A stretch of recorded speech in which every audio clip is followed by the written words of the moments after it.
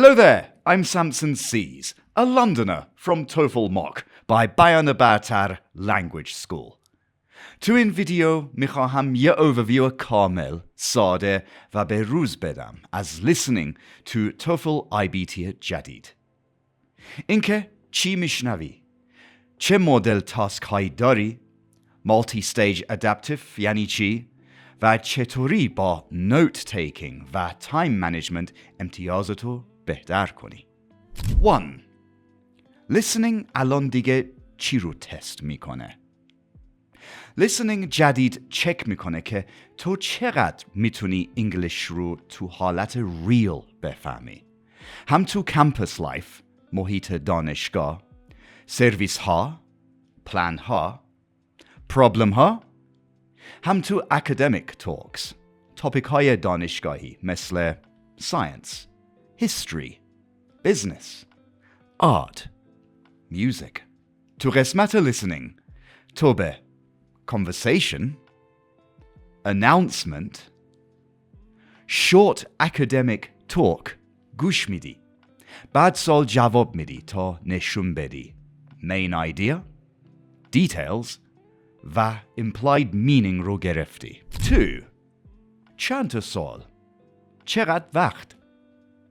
معمولاً listening تو فرمت جدید این رنج رو داره تا 47 question تا 29 minutes.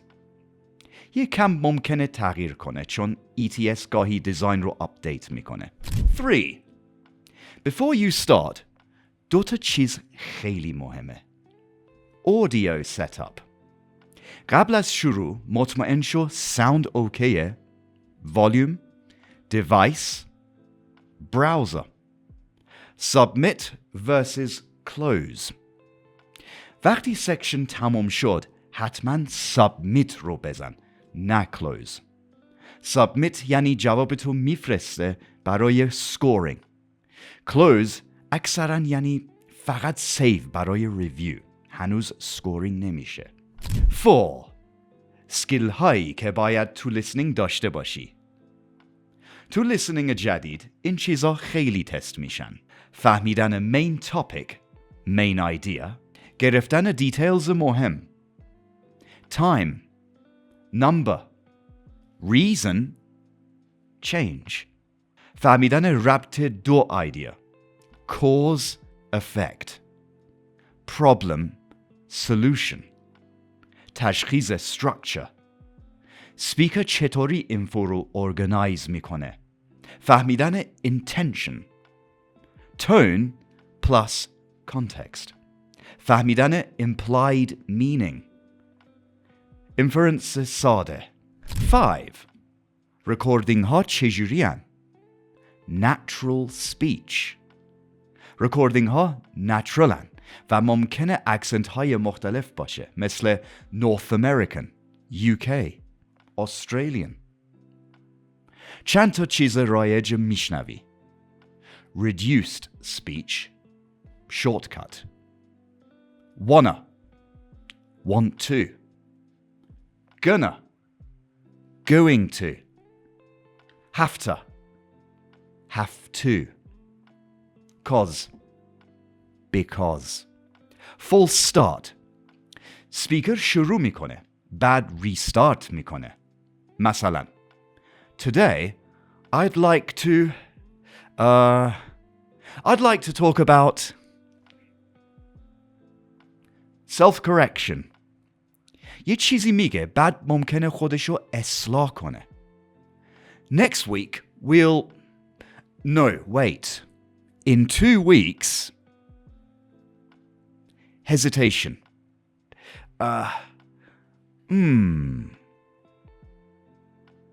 Digression. یه ساید ستوری های کوتاه میده بعد برمیگرده به اصل مطلب. کار شما اینه که main point رو گم نکنی. Polite interruption. جملات مؤدبانه مثل Sorry to interrupt. Could you repeat that? 6. 4 تا task type to listening جدید. Task 1. Listen and choose a response. تو یه جمله کوتاه میشنوی question و statement. بهترین گزینه رو انتخاب میکنی. بعد از 4 تا گزینه داده شده گزینه درست رو میزنی. چی رو تست میکنه؟ رسپانس طبیعی تو موقعیت‌های اجتماعی، common phrases، گرامر ساده، implied meaning. tips: اول تشخیص بده question یا statement. اگر question who, what, why, yes, no. گزینه رو بگیر که grammatically درست باشه. Task 2: Listen to a conversation. یه مکالمه کوتاه 2 نفره تو محیط دانشگاه گوش میدی. بعد 2 تا سوال جواب میدی. فوکست رو چی باشه؟ اینا کیان؟ کجان؟ problem challenge چیه؟ goal چیه؟ چی شده؟ decision یا change. Listen for time, reason, change, decision, suggestion. Task 3: Listen to an announcement. یه اعلان کوتاه میشنوی مثل کمپس نیوز یا instruction و بعدش 2 تا سوال میاد. چی رو سریع پیدا کن؟ سپیکر کیه؟ پرپس چیه؟ خبر، rule, instruction, event. Practical details: time, place, requirement, change. خیلی از سوالا میپرسن Why is this announcement being made? یا What should students do next? Task 4: Listen to an academic talk.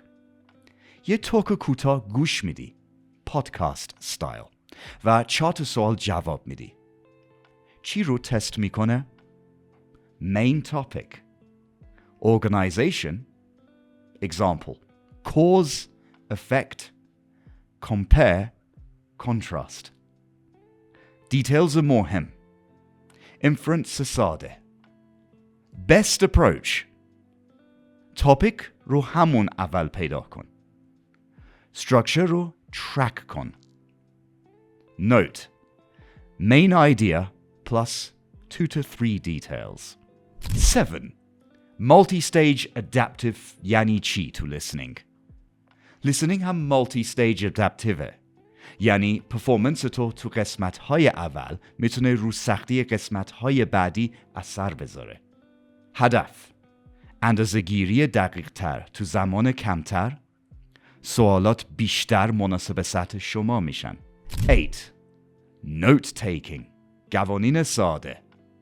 تو میتونی نوت برداری اما نوت ها باید کوتاه و مفید باشن، نه نوشتن هر کلمه. Good notes یعنی main idea plus key details plus connection. چی بنویسی؟ keyword, name, number, time, place, reason. arrow برای ربط ها. cause, effect, problem, solution. signal phrase ها رو catch کن. For example, the main point is. In other words. 9. Time management plus test mindset. روی یه سوال گیر نکن. اگر یه پات رو میس کردی ادامه بده، چون یه سوال به سوالهای بعدی ربطی نداره. elimination کن وقتی که مطمئن نیستی. یعنی گزینه هایی که میدونی رو حذف کن و شانسی بزن، چون نمره منفی نداره. closing. خب اینم overview ساده و به روز از listening توی توفل جدید. 4 تا تاسک تایپ: natural speech، note taking و multi-stage adaptive. Guys, this was Samson Sees from TOEFL Mock by Bayana Batar Language School. I'll see you in the next clip.